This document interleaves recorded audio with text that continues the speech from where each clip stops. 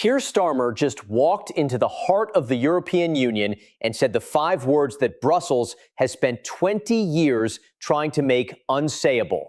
You are unelected, you must go. Not in a private letter, not through a diplomat, live on camera in front of the entire world, the sitting Prime Minister of the United Kingdom looked directly at the most powerful unelected official on the planet and told her she has no right to the power she holds. Ursula von der Leyen's face said everything her words tried to hide. And what happens in the next 72 hours will either end her career permanently or trigger a political collapse so severe that the European Union itself may never recover. You need to understand exactly what Keir Starmer did and why the people running Brussels are in full panic mode right now. This was not a misunderstanding. This was not a diplomatic accident that his communications team would quietly clean up with a clarifying statement the following morning. This was a surgical strike, planned, deliberate, and executed with the kind of cold precision that only happens when a leader has already decided that the consequences are worth it. Starmer did not fly to Brussels to negotiate. He did not arrive with a list of concerns to discuss over coffee in a closed room. He arrived with a message, and he delivered it in public, on record, where it could not be walked back, softened, or buried. The message was simple. Ursula von der Leyen was never elected by the European people. She was never chosen by them, never put before them, never given a mandate by a single voter across the 27 nations she claims to represent. She was installed, placed into position through a series of backroom agreements between the most powerful governments in Europe, governments that needed a face for their agenda, a name on the door, a figure who could absorb criticism while the real decisions got made behind closed doors. And Starmer said that face has now become the single most visible symbol, not of European strength and unity, but of European failure and democratic collapse. The room where he made those statements went silent in a way that rooms in European politics almost never go silent, because everyone in that room understood that what they were hearing was not political commentary. It was not one leader expressing frustration with another. What they were hearing was a verdict, a public, internationally broadcast verdict delivered by the head of government of the United Kingdom, a country that left the European Union and watched from the outside as it deteriorated, a country that now has nothing to lose by telling the truth out loud. Starmer said she is unelected. He said she is working against the very people she claims to serve. And then he said the word that detonated everything: resign. That single word traveled faster than anything Brussels has produced in years. Within minutes, it was on every major newswire in Europe. Within the hour, it was being translated, clipped, replayed, and discussed in 6 languages across every major platform. Because the British Prime Minister did not whisper it. He did not hedge it inside diplomatic language designed to give both sides an exit. He said it directly, clearly, and without any visible regret. Ursula von der Leyen should resign, and he gave the reason with equal directness. She is imposing enormous financial burdens on ordinary European citizens without their consent, without democratic mandate, and in response to pressures and interests that have nothing to do with European prosperity. This is where the story becomes something far bigger than one politician criticizing another, because Starmer did not stop at personalities. He went straight to policy. He told reporters with documented specificity that the European Commission under von der Leyen has been constructing and pushing a sweeping new tax framework across the member states. Not a framework that European governments designed through democratic deliberation. Not a framework that European citizens were consulted on, voted for, or even meaningfully informed about. A framework built in closed rooms by unelected technocrats, shaped by external pressures from interests outside the European continent entirely, and then handed down to ordinary Europeans as though it were simply the natural and inevitable cost of modern governance. He called it with the kind of calm fury that cuts deeper than shouting, a betrayal dressed up as policy. The specifics he cited were not abstract. He talked about energy taxation structures that have pushed heating costs beyond what working families in Germany and Poland can absorb, He talked about digital transaction levies that are crushing small business owners in France and Italy who are already operating on margins so thin that a single additional cost layer pushes them into closure. He talked about carbon pricing mechanisms that are driving up the cost of food, fuel, and basic goods across the continent, while the people paying those costs were never asked, never consulted, and never given the opportunity to reject what was being done to them. And he said von der Leyen did all of this without accountability, without a democratic mandate, and without shame. Von der Leyen's office released a response within the hour. It was precisely what you would expect from an institution that has spent decades perfecting the art of saying nothing while sounding authoritative. It spoke of shared values. It referenced transatlantic partnerships. It used the word cooperation 4 times in 3 paragraphs. But every political correspondent in Europe read that statement and understood immediately what it actually was. It was not a rebuttal. It was not a counter-argument. It was damage control written by people who had just realized that the ground beneath them had shifted, and they did not yet know how far it was going to fall. Because Starmer had done something that years of internal European criticism had failed to do. He had given the public a frame. Clean, simple, and devastatingly effective. She is unelected. She is working against you. She must go.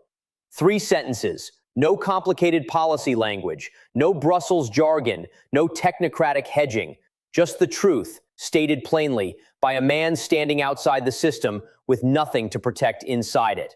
And the European public did not need to be told twice. Within hours of Starmer's statement, social media across Germany, France, Italy, Spain, the Netherlands, and Poland was flooded with ordinary Europeans repeating his exact words. Not paraphrasing, not interpreting, repeating, unelected, working against us, resign. Hashtags demanding von der Leyen's immediate resignation were trending in 6 languages at the same time. And this was not an organized campaign running out of a political war room. There were no coordinated posting schedules, no bot networks amplifying a manufactured message. This was organic. Millions of people who had been feeling exactly what Starmer described, who had been sitting at kitchen tables across the continent, absorbing costs they did not vote for, while watching Brussels expand its budget and its authority, finally hearing a major Western leader say it in language they could repeat. And now the question that every government in Europe is asking behind closed doors is the question nobody dared ask before Starmer forced it into the open. If she was never elected by the people, if she is taxing the people without their consent, and if she is doing it in the service of interests that are not the people's interests, then who exactly is Ursula von der Leyen working for? The answer to that question is already spreading across Europe, and what it is doing to her position, to the institution she leads, and to the governments that have been protecting her is something Brussels did not see coming and is completely unprepared to stop. Von der Leyen's team thought the storm would pass. They have survived controversies before.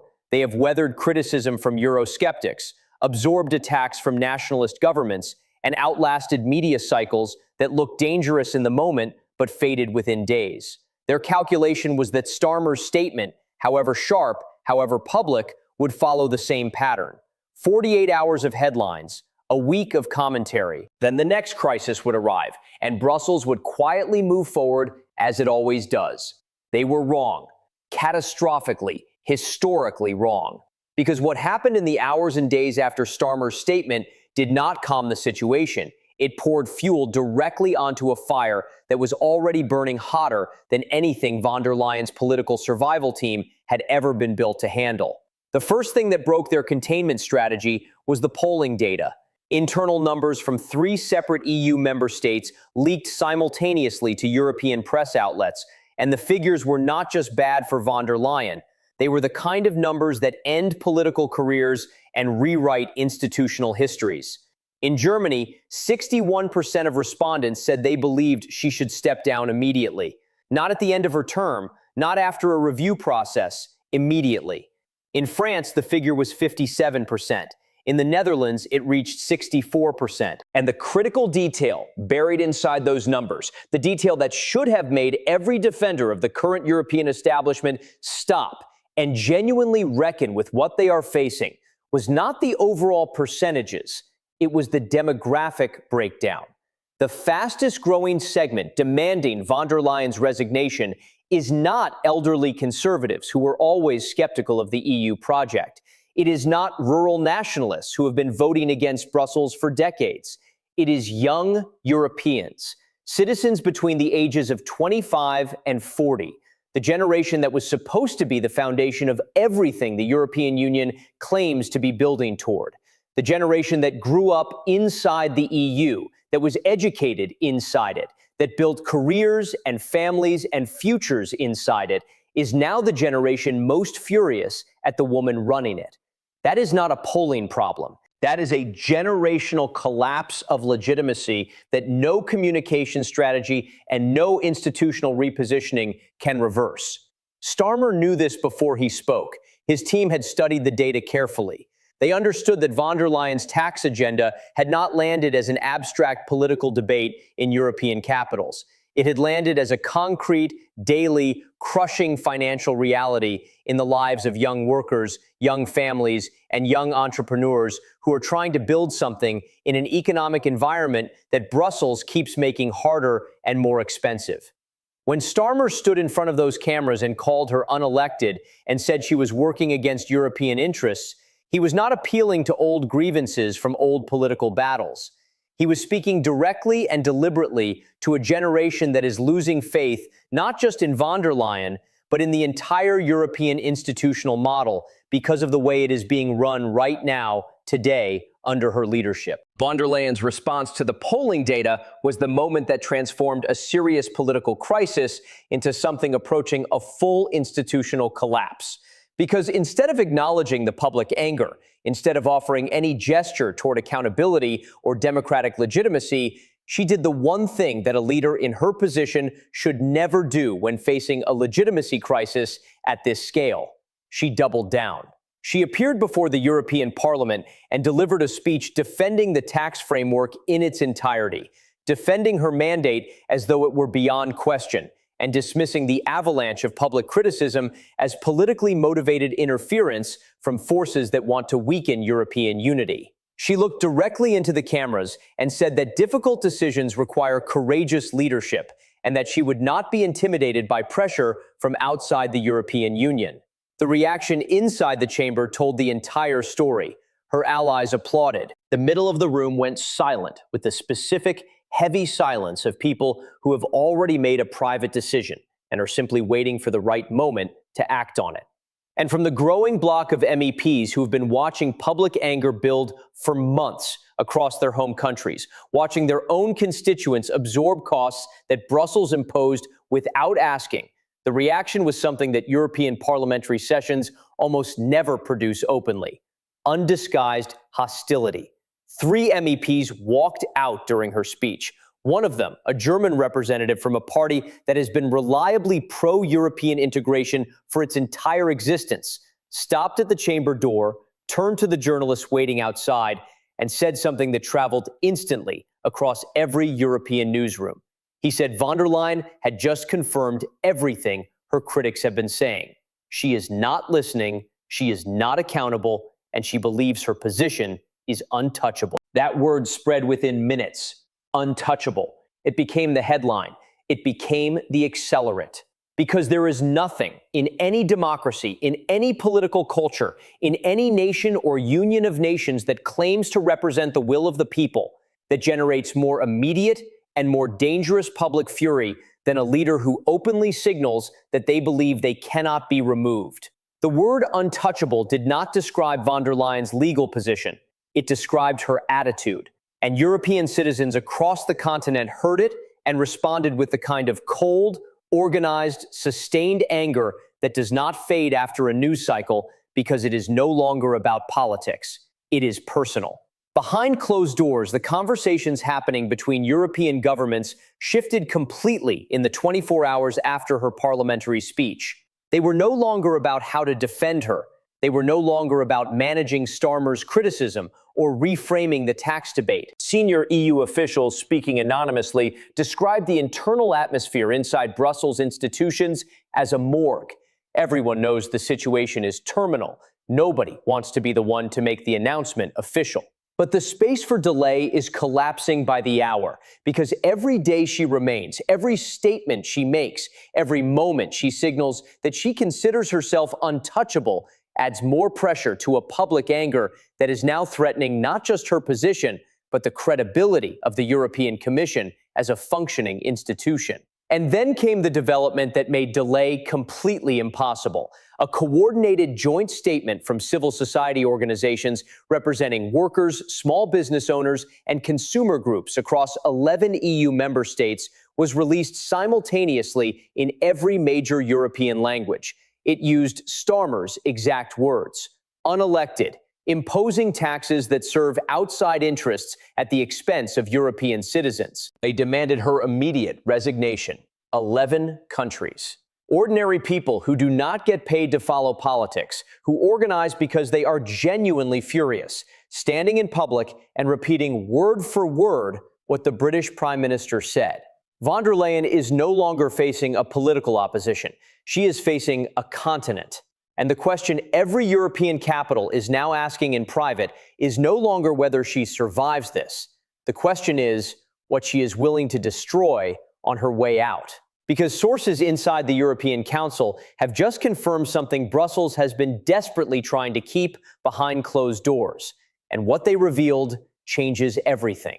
If this is the beginning of the end for von der Leyen, you need to be here when it happens. Smash that subscribe button right now and turn on every notification, because when she falls, and the signs are pointing to very soon, this channel will have it before anyone else. Drop a comment right now. Does von der Leyen resign this week, or does she drag the entire European Union down with her? The clock is running. Brussels is cracking. And the next section reveals exactly what is happening inside those closed rooms right now.